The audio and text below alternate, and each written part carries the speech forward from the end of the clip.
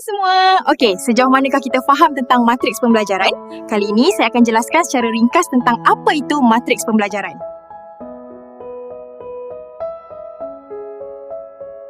Budaya pentaksiran kita banyak dipengaruhi oleh model peperiksaan berisiko tinggi. Peperiksaan dah jadi penentu atau ukuran tunggal kecemerlangan.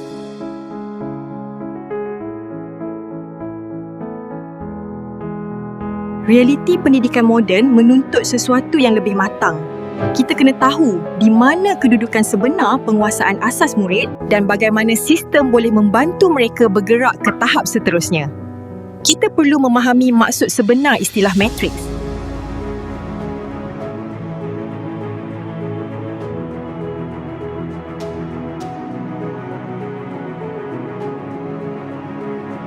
Bagi murid tahun 4, domain yang dinilai merangkumi bahasa Melayu, bahasa Inggeris, matematik dan sains. Untuk tingkatan 3, ditambah mata pelajaran sejarah. Apabila murid dinilai pada akhir tahun 4, kita sebenarnya sedang membaca sejauh mana penguasaan asas yang dibina sejak tahap 1 benar-benar kukuh. Ia memberi panduan kepada guru untuk merancang di tahap 5 dan 6 serta memberi gambaran kepada pembuat dasar tentang jurang yang perlu ditangani secara sistemik.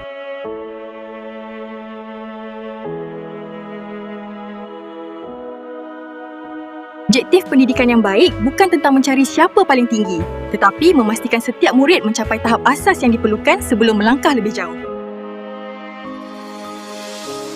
Kita tidak lagi melihat pentaksiran sebagai garis penamat.